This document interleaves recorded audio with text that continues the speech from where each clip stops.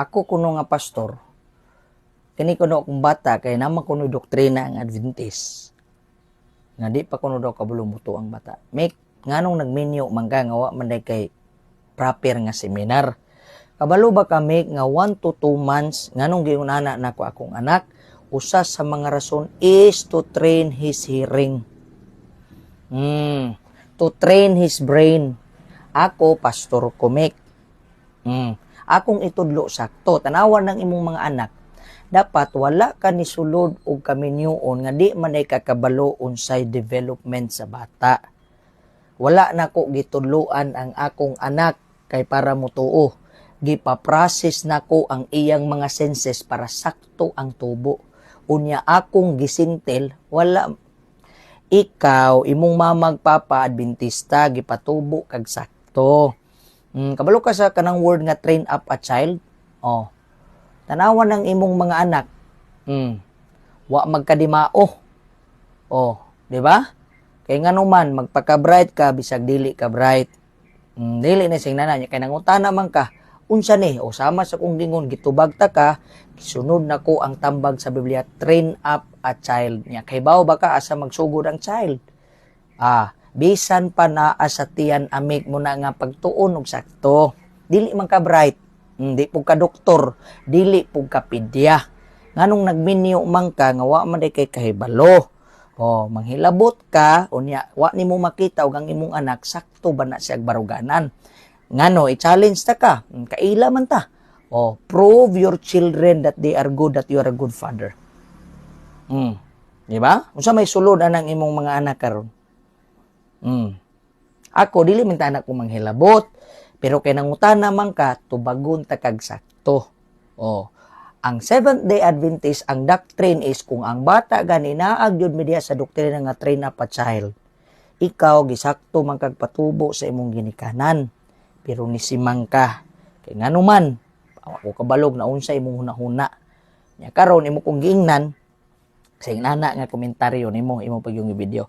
So tubagon ta kag sakto. Ang Seventh-day Adventist, ang among doktrina is training up a child. Inana gani gikan sa bata, gikan sa 1 month, bisan sa days old, ang Seventh-day Adventist doon na mi doktrina sa pagmatuto sa among mga kabataan. Wala man na sa inyo. Mo man prangka nga pag-istorya, kinsa man mga bata nga dagang kay badlungon diri sa kalibutan, ang Adventista o rinuha. Mao na siya, mao na sunod mek. Kung nagplano pa man kang magburos na imong asawa, imuha sa nang tan-awon. Pag adto sa pag seminar sa family life seminar, adto kag pedya, dili ka magpataka og istorya. Okay? Kaya ano man, mahimo man kaning ataaw. Ako nga pastor, what I am trying to teach to my children, kadto siya nga video. Kana siya nga video nga imuhang gi-vlog. Sultian ta ka, kaming mga pastor, kahibaw mi sa growth sa among mga bata. From 0 until it grow old, nga doon na sila mga desisyon. Sa ilang kinabuhi, Brother Amek, kinahanglan ang ginikanan mo tutok. Sama sa kung giingon sa imuha, kung kanang imong mga anak, maayo na kayo na siya, nahala, ipakita kung unsa kabagtik ng imong mga anak sa buhat sa Ginoo. Ipakita ng imong mga anak kung unsa na sila ka maayo nga anak ka diha. Kanara ka sayon. Pero akong usbon, nganong ako nang gihimo, growth and development, Brother Amek, gikinahanglanon na siya sa usa ka bata aron ang pag-develop. Basig wa po kakabalo sa mga 5 senses. Basig wa po kanahibaw ana. Ang bata dunay word nga growth and duna po word nga development. Okay?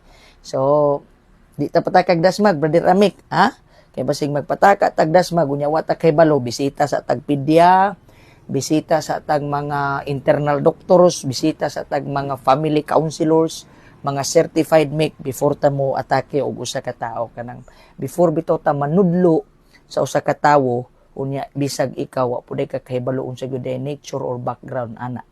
Muna kaming mga Adventist wala gyud mi nagtuong nga kining mga bata bautismuhan or bunyagan kay sama sa mong giingon ang naa nila sa pagkabata palagi growth and development, dili pa na faith. Kinahanglan before bautismuhan ang bata, Brother Amek. Before bautismuhan ang bata, maka-develop na siya faith. Ang bata, ang nag-develop pa na mga bones, mga senses pag yun. Pero ang faith, wala pa na. Muna nga, naa sa mga 10 or 12 years old, Brother Amik. Kay bawa magkana, dili ka magpalimot-limot. Okay? So, God bless you, Brother Amik, ha? More power. I hope nga mapatubo ni mo imong mga bata. O wala usa sa imong mga anak. Nga moabot ang punto. Kung man o galing magkita tag-usab. Usa sa imong mga anak makita nako nga dasig sa simbahan, walay buluyagon. Kay I will make it sure to you that when you see my children, you will see them in the hands of our Lord Jesus Christ. So, kung mas bright pa ka sa kuha, I will accept that one, Brother Amik. Basta kay show what you've got. Pakita nga kanang imong mga anak sa imuhang mga tinuluan, makaingon yung ka nga panglangit na sila. God bless, Brother Amik. God bless. Maayong gabi mga kagalaan ng mga isunan. Doon na lang ko'y komento kabahin sa video ni Brother Amik Taglinaw, ang atong higala nga gikan sa 70 Adventist ug mibiya sa kamutuoran na himo ng CFD. Brother Amik, ayaw imis leading ang tudlo nato nga as a 70 Adventist kabahin na yan ang imo karong video. Wa gyud magtudlo ang 70 Adventist nga ang mga bata dili tudloan kay di pa makasabot, dili na mao ang doktrina sa 70 Adventist.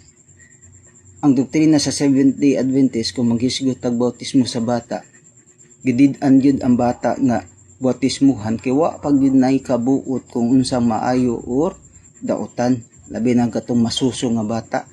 Wa pag gyud nay kasayuran kung unsay sala.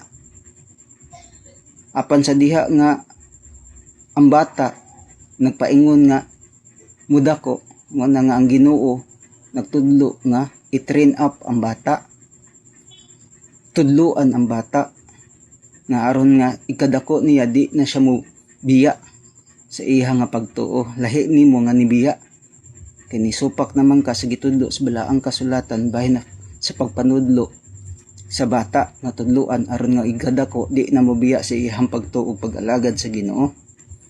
Ayaw i-divert ang hunahuna sa tao nga nagtudlo ang 70 Adventist nga dili tudluan ang bata. Ayaw i-mislead ang tao, Brother Amik. Kundili kung magisgot ka og baptismo sa bata, lahi ng issue. Ayaw na i-appeal sa gitawag nga gidid-an ang bata sa pagtudlo kay di pa kasabot man dili pa bautismuhan, lahi na Brother Amik. Ayaw i-mislead ang mga tao sa imuha nga imuha lang tumo nga istorya nga walay kamatuoran. Gani lahi ang issue sa bautismo o sa kaning pagpanton sa bata nga ikadako niya nga dili siya mo biya sa pag-alagad sa Ginoo or dili siya magbuhat og dautan sa iya nga pagdako. Gani kini imo karong gibuhat mislead ni alang sa mga 70 Adventist nga kunuhay ingon ka nga nagdili ang 70 Adventist nga magtudlo sa bata, dili na maunay doktrina o dili na may buhat sa 70 Adventist kundi nagtudlo ang ato nga doktrina nga i-train up ang mga bata. Lahi ang issue sa bautismo kaysa pag-train up sa bata. Sumana, Brother Amik, ayaw i-mislead ang ato nga pagtulunan. Kitang mga Katoliko gibadlong sa mga sulpot ang atong panudlo, no? Kinsa man nga mga sulpot sama sa 70 Adventist, born again og kaning mga Baptist. Gisaway ang atong panudlo about sa bunyag sa bata. Kay kuno ang bata dili pwede bunyagan kay dili pa kuno makasabot. Nya karon naay pastor sa 70 Adventist nga ang iyang anak iyang giwalihan, iyang gi-Bible studyhan ang iyang anak. Kung dili pa man di ay makasabot ang bata, ngano nga giwalihan man sa pastor ang iyang anak nga wa pa gani mag-isa ka tuig nga dili man di ay makasabot ang bata? Unsa man di ang ingon sa Ginoo? Iyang gisugo ang iyang mga tinun-an. Mabasa nato sa San Mateo 28:19. Unsa ingon sa Ginoo? Busa panglakaw kamo sa tibuok kalibutan ug bunyagin ninyo ang tanang tawo sa ngalan sa Amahan, sa Anak ug sa Espiritu Santo. Karon ang pangutana, ang bata tawo ba? Yes, tawo ang bata. Busa apil ang bata sa bunyag. Ang bata makasabot ba? Yes, makasabot. Ngano man, ang pastor sa Seventh Adventist iyang giwalihan ang iyang anak nga wa pa isa ka tuig. Sa ato pa makasabot gud ang bata. Ingon sa mga Sabadista nga ang bata kuno dili makasabot, ang ilang giwali taliwas sa ilang gibuhat.